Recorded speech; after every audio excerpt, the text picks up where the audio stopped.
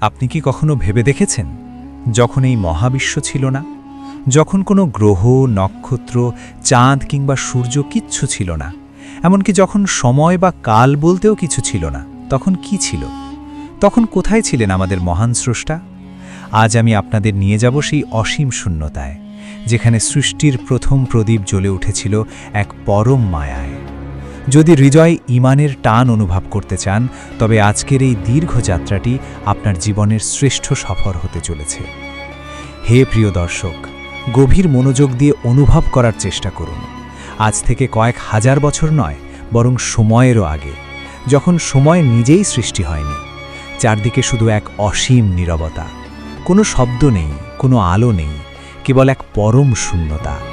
সেই মহাকালের গভীরে বিরাজমান ছিলেন শুধুমাত্র এক সত্তা, আল্লাহ সুবহানাহু ওয়া তাআলা। তিনি যখন চাইলেন তার মহিমা প্রকাশ করতে, তার সৌন্দর্য ছড়িয়ে দিতে, তখন তিনি সর্বপ্রথম কি সৃষ্টি করেছিলেন? হাদিসের বর্ণনা অনুযায়ী তিনি সৃষ্টি করলেন এক পরম নূর। সেই নূর থেকে শুরু হলো অস্তিত্বের স্পন্দন। কল্পনা করুন সেই মুহূর্তটি। মহান আল্লাহ এক গোপন ভাণ্ডারের মতো ছিলেন। তিনি চাইলেন পরিচিত হতে। তিনি তার ভালোবাসা আর কুদরতের পরশে তৈরি করলেন এক অনন্য জগৎ। এরপর এলো সেই বিশাল কলম, আল কালাম। আল্লাহ বললেন, লেখো। কলম কাঁপতে কাঁপতে জিজ্ঞেস করল, হে আমার রব, আমি কি লিখব? আল্লাহ আদেশ দিলেন, লিখে ফেলো কিয়ামত পর্যন্ত যা কিছু ঘটবে তার সবটুকুই। সুবহানাল্লাহ। সেই কলম চলতে শুরু করল। বিশাল এক সংরক্ষিত ফলকে, লাউহে মাহফুজে, আমাদের ভাগ্য, আমাদের কান্না, আমাদের হাসি, এমনকি আজকের এই মুহূর্তে আপনি যে এই কথাগুলো শুনছেন, সব কিছু সেই আদি সময়েই লিখে রাখা হয়েছে। আল্লাহ প্রতিটি সৃষ্টি যেন এক একটা শিল্পের মতো সাজানো হতে লাগল। তারপর আল্লাহ সৃষ্টি করলেন বিশাল এক আরশ। সেই আরশ স্থাপিত হল পানির উপর। সেই পানির গর্জন আর আল্লাহর মহিমা মিলে এক অদ্ভুত আধ্যাত্মিক পরিবেশ তৈরি হল। প্রিয় ভাই ও বোনেরা, এই যে আমরা আজ পৃথিবীতে বিচরণ করছি, আমাদের এই অস্তিত্ব কিন্তু হুট করে আসা কিছু নয়। এর পেছনে রয়েছে দীর্ঘ এক মহাজাগতিক পরিকল্পনা। সেই পরিকল্পনা শুরু হয়েছিল সেই অন্ধকার আর শূন্যতার মাঝে, যেখানে শুধুমাত্র আল্লাহর নূর ঝিলিক দিচ্ছিল। তিনি আকাশমণ্ডলী এবং পৃথিবী সৃষ্টির সিদ্ধান্ত নিলেন। তিনি চাইলেন এমন এক জাতি সৃষ্টি করতে, যারা তাকে ভালোবাসবে, যারা তার সিজদায় চোখের পানি ফেলবে। সে এক অদ্ভুত সময়। মহাবিশ্বের বিশালতায় তখনও প্রাণের স্পন্দন বলতে আমাদের চেনাই পৃথিবী ছিল না। আল্লাহ সুবহানাহু ওয়া তাআলা তার নূর থেকে সৃষ্টি করলেন এক বিশাল বাহিনী, ফেরেশতাকুল। তারা কেমন ছিলেন? তারা ছিলেন নূরের তৈরি, পবিত্র এবং নিষ্পাপ। তাদের না ছিল ক্ষুধা, না ছিল ক্লান্তি। দিনরাত কেবল এক অপার্থিব সুরে তারা তাদের রবের গুণগান গাইতেন। কল্পনা করুন সেই মুহূর্তটি, যখন হাজার হাজার ফেরেশতা আল্লাহ আরশের চারদিকে তাসবিহ পাঠ করছেন, সুবহানাল্লাহি ওয়া বিহামদিহি। সেই ধ্বনিতে আকাশ বাতাস যেন এক মায়াবী নুরানি আলোয় ভরে উঠেছিল। জিবরাইল আলাইহিসসালাম, মিকাইল আলাইহিসসালাম, ইসরাফিল আলাইহিসসালাম, প্রত্যেককে আল্লাহ এক একটি মহান দায়িত্ব দিয়ে সাজিয়েছিলেন।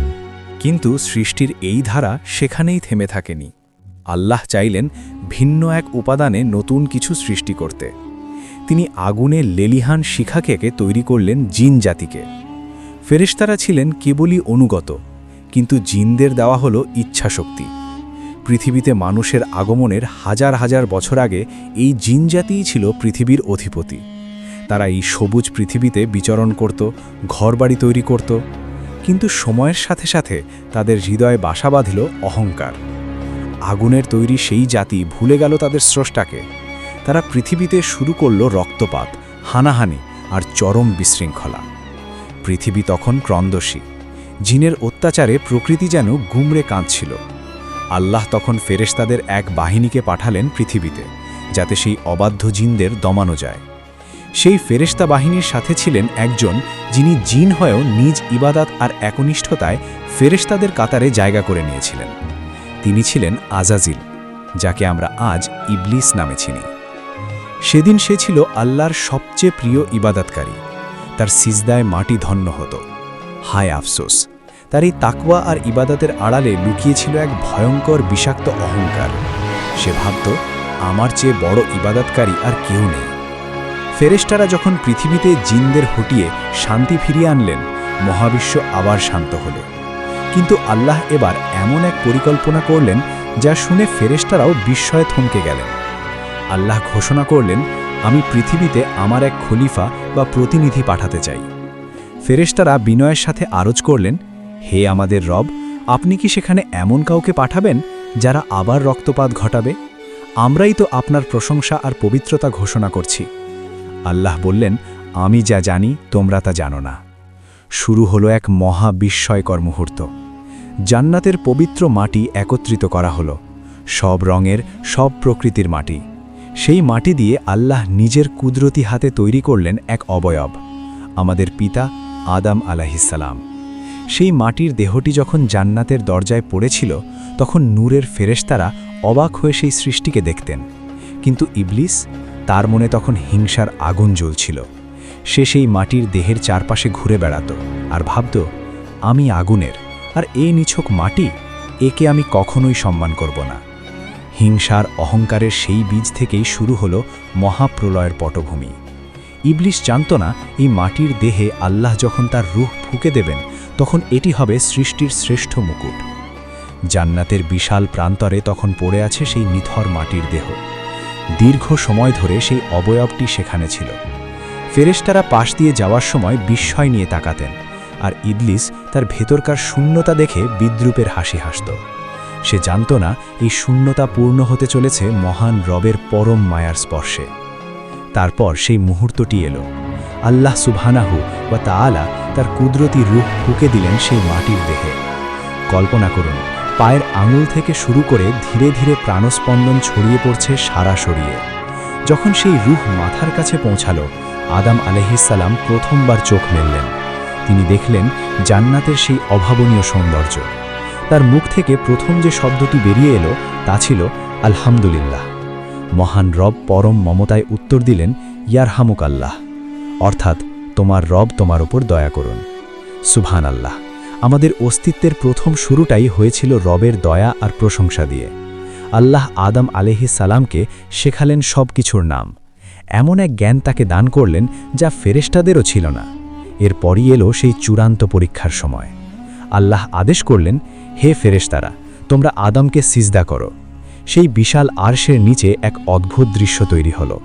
মুহূর্তের মধ্যে অগণিত নূরের ফেরেশতা সিজদায় লুটিয়ে পড়লেন। সেই পবিত্র ভূমিতে কেবল একজন সোজা হয়ে দাঁড়িয়ে রইল, সে ইবলিস। তার চোখে ছিল দম্ভ, আর অন্তরে ছিল আগুনের মতো উত্তপ্ত অহংকার। আল্লাহ জিজ্ঞেস করলেন, হে ইবলিস, আমি যাকে নিজের হাতে সৃষ্টি করেছি তাকে সিজদা করতে তোমাকে কিসে বাধা দিল? ইবলিস ঘৃণা ভরে উত্তর দিল, আমি তার চেয়ে শ্রেষ্ঠ। আপনি আমাকে সৃষ্টি করেছেন আগুন থেকে, আর তাকে সৃষ্টি করেছেন সামান্য কাদা মাটি থেকে। হায় আফসোস, বছরের পর বছর করা ইবাদাত মুহূর্তের মধ্যে ধুলোয় মিশে গেল। আল্লাহ তাকে অভিশাপ দিয়ে জান্নাত থেকে বের করে দিলেন। আজাজিল থেকে সে হয়ে গেল রাজিম বা বিতাড়িত শয়তান। কিন্তু চলে যাওয়ার আগে সে এক ভয়ঙ্কর শপথ নিল। সে বলল, হে রব, আপনি যেহেতু আমাকে পথভ্রষ্ট করেছেন, আমিও আপনার বান্দাদের সামনে থেকে, পেছন থেকে, ডান দিক থেকে আর বাম দিক থেকে আক্রমণ করব। আপনি তাদের অধিকাংশকেই কৃতজ্ঞ পাবেন না। শয়তানের সেই চিরন্তন যুদ্ধের ঘোষণা হয়ে গেল। কিন্তু দয়াময় আল্লাহ আদম আলাইসাল্লামকে একা রাখলেন না। আদমের একাকিত্ব দূর করতে তার পাঁজরের হাড় থেকে সৃষ্টি করলেন মা হাওয়া আলাইসাল্লামকে। শুরু হলো তাদের জান্নাতের সেই সোনালি দিনগুলো। আল্লাহ তাদের বললেন, হে আদম, তুমি আর তোমার স্ত্রী জান্নাতে মনের সুখে বিচরণ করো, যা খুশি খাও, যেখানে খুশি যাও, কিন্তু সাবধান, ওই গাছটির কাছে যেও না। যদি যাও তবে তোমরা সীমা লঙ্ঘনকারীদের অন্তর্ভুক্ত হবে।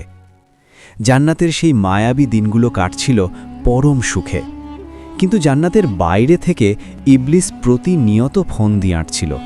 সে সুযোগ খুঁজতে লাগল কিভাবে এই পবিত্র জুটিকে নিচে নামিয়ে আনা যায়। সে দয়ালু সেজে তাদের কানে কুমন্ত্রণা দিতে লাগল। সে বলল, তোমাদের রব কেন এই গাছটি নিষিদ্ধ করেছেন জানো? কারণ এই গাছের ফল খেলে তোমরা চিরকাল জান্নাতে থাকবে, অথবা তোমরা ফেরেশতা হয়ে যাবে। মায়ার ছলনায়, ভালোবাসার টানে, এক মুহূর্তের অসতর্কতায় তারা সেই নিষিদ্ধ ফল আস্বাদন করলেন, আর সাথে সাথেই জান্নাতের সেই নূরের পোশাক শরীর থেকে খসে পড়ল। এক নিদারুণ লজ্জা আর অনুশোচনায় তারা জান্নাতের গাছের পাতা দিয়ে নিজেদের ঢাকতে লাগলেন। আল্লাহ ডাক দিলেন, আমি কি তোমাদের নিষেধ করিনি? আদম আলাইসাল্লাম এবং হাওয়া আলাইসাল্লাম বুঝতে পারলেন তারা কি হারিয়েছেন। তারা ইবলিসের মতো অহংকার করলেন না, বরং তারা কান্নায় ভেঙে পড়লেন। জান্নাতের মাটিতে বসে আমাদের পিতামাতা প্রথম যে তাওবা করেছিলেন তা ছিল এই মহাবিশ্বের সবচেয়ে সুন্দর আর করুণ মিনতি, রব্বানা জালামনা আনফুসানা, হে আমাদের রব, আমরা নিজেদের ওপর জুলুম করেছি, আপনি যদি আমাদের ক্ষমা না করেন তবে আমরা ধ্বংস হয়ে যাব। সেই কান্নার আওয়াজ কি মহান রব ফিরিয়ে দিতে পারেন? আল্লাহ তাদের ক্ষমা করলেন ঠিকই, কিন্তু এক নতুন পরীক্ষা আর নতুন এক পৃথিবীর উদ্দেশ্যে তাদের জান্নাত থেকে বিদায় নিতে হলো। জান্নাতের সেই নূরের আলো আর স্নিগ্ধতা ছেড়ে আমাদের আদি পিতা আদম আলাইসাল্লাম এবং মাতা হাওয়া আলাইসাল্লামকে নামিয়ে দেওয়া হলো এই মাটির পৃথিবীতে। কিন্তু তারা কি একসাথে ছিলেন? না। সৃষ্টির ইতিহাসে শুরু হলো প্রথম বিচ্ছেদের এক করুণ কাব্য। বর্ণনা অনুযায়ী আদম আলাইসাল্লামকে নামানো হলো বর্তমান শ্রীলঙ্কার এক পাহাড়ের চূড়ায়, আর মা হাওয়া আলাইসাল্লামকে নামানো হলো আরবের জেদ্দায়। মাইলের পর মাইল সমুদ্র আর মরুভূমি তাদের মাঝে এক বিশাল দেওয়াল হয়ে দাঁড়িয়ে রইল। কল্পনা করুন সেই মুহূর্তটি। জান্নাতে যারা প্রতিটা মুহূর্ত একসাথে কাটাতেন, আজ তারা এক অচেনা গ্রহে সম্পূর্ণ একা। আদম আলাইসাল্লাম যখন পৃথিবীতে পা রাখলেন, তিনি জান্নাতের সেই সুখের কথা মনে করে অঝরে কাঁদতে লাগলেন। এই মাটি তার কাছে বড় শক্ত মনে হচ্ছিল। এই বাতাস জান্নাতের মতো সুগন্ধি ছিল না। তিনি জান্নাতের সেই তাসবিহ আর ফেরেশতাদের আওয়াজ শোনার জন্য কান পেতে থাকতেন, কিন্তু চারদিকে ছিল কেবল এক নিস্তব্ধ হাহাকার। বলা হয় আদম আলাইসাল্লাম আল্লাহর দরবারে এত বেশি কেঁদেছিলেন যে তার চোখের পানিতে ভূমিতে ঘাস জন্মে গিয়েছিল। তিনি শুধু ক্ষমা চাইতেন আর রবের কাছে মিনতি করতেন, হে আমার রব, আমাকে মাফ করে দিন, আমাকে আমার সঙ্গিনীর কাছে পৌঁছে দিন। অন্যদিকে মা হাওয়া আলাইসাল্লাম আরবের তপ্ত মরুভূমিতে একা হাহাকার করছিলেন। জান্নাতের সেই রাজরানী আজ পৃথিবীর ধুলোবালিতে ধূসর। তিনি কাঁদতেন আর খুঁজতেন কোথায় তার জীবনসঙ্গী, কোথায় তার জান্নাতের সাথী। তাদের এই কান্না ছিল কেবল অপরাধবোধের জন্য নয়, বরং রবের বিরহ আর একে অপরের থেকে বিচ্ছিন্ন হওয়ার এক অসহ্য যাতনা। আল্লাহ সুবহানাহু ওয়া তাআলা তাদের এই তাওবা কবুল করলেন। দীর্ঘ সময় পর জিব্রাইল আলাইসাল্লামের মাধ্যমে তাদের পথ দেখানো হলো। আরাফাতের সেই বিশাল ময়দানে জাবালের রহমতের পাদদেশে যখন তাদের প্রথম দেখা হলো, কল্পনা করুন সেই দৃশ্যটি। দীর্ঘ বিরহের পর দুটি প্রাণ যখন একে অপরকে ফিরে পেল, তখন তাদের চোখের জলে আরাফাতের ধূলিকণা ভিজে গিয়েছিল। শুরু হলো পৃথিবীতে প্রথম মানুষের সংসার। এখানে জান্নাতের মতো তৈরি খাবার ছিল না। আদম আলাইসাল্লামকে নিজের হাতে জমি চাষ করতে হতো, পরিশ্রম করতে হতো, রোদ বৃষ্টির সাথে লড়াই করে টিকে থাকতে হতো। কিন্তু এত কষ্টের মাঝেও তাদের অন্তরে ছিল আল্লাহর প্রতি অগাধ ভালোবাসা। ধীরে ধীরে তাদের কোল জুড়ে সন্তান আসতে লাগল, পৃথিবীতে মানুষের সংখ্যা বাড়তে শুরু করল। কিন্তু সেই আদি শত্রু ইবলিস, সে কি বসেছিল? না, সে তার শপথ ভোলেনি। সে যখন দেখল পৃথিবীতে মানুষের বংশবিস্তার হচ্ছে, সে তার বিষাক্ত নিঃশ্বাস ছড়িয়ে দিতে চাইল আদমের সন্তানদের মাঝে। আদমের দুই সন্তান হাবিল আর কাবিল। সৃষ্টির ইতিহাসে প্রথম খুনের রক্ত যখন এই পৃথিবীর মাটিতে ঝরল, তখন আদম আলাইসাল্লামের বুক ফেটে কান্না এলো। তিনি দেখলেন তারই এক সন্তান অন্য সন্তানকে নিষ্ঠুরভাবে হত্যা করেছে। পৃথিবী প্রথমবার মানুষের রক্তে রঞ্জিত হল। শয়তান আড়ালে দাঁড়িয়ে হাসছিল, আর আমাদের পিতা আকাশের দিকে ফরিয়াদ করছিলেন। আদম আলাইসাল্লাম বুঝতে পারলেন এই পৃথিবী মোটেও আরামের জায়গা নয়। এটি কেবল একটি মুসাফিরখানা, একটি পরীক্ষার ময়দান, যেখানে প্রতিটা পদক্ষেপে শয়তান উত পেতে আছে। তিনি তাদের সন্তানদের শিক্ষা দিতে লাগলেন, হে আমার সন্তানেরা, শয়তানের ধোকায় পড়ে জান্নাত হারিও না। তোমাদের আসল ঠিকানা এই পৃথিবী নয়, তোমাদের ফিরতে হবে সেই জান্নাতেই। হাজার বছর পৃথিবীর এই ধুলোবালিতে কাটানোর পর আমাদের পিতা আদম আলাইহিসসালামের সময় ঘনিয়ে এলো। দীর্ঘ এই সফরে তিনি এক মুহূর্তের জন্যেও তার আসল ঠিকানাকে ভোলেননি। জান্নাতের সেই স্নিগ্ধ হাওয়া আর রবের সান্নিধ্যের কথা মনে করে তার প্রতিটি রাত কাটত চোখের জলে। মৃত্যুর ফেরেশতা আজরাইল আলাইহিসসালাম যখন জান্নাত থেকে একটি সুগন্ধি রুমাল নিয়ে তার সামনে এসে দাঁড়ালেন, আদম আলাইহিসসালাম বুঝতে পারলেন এবার ফিরে যাওয়ার সময় হয়েছে।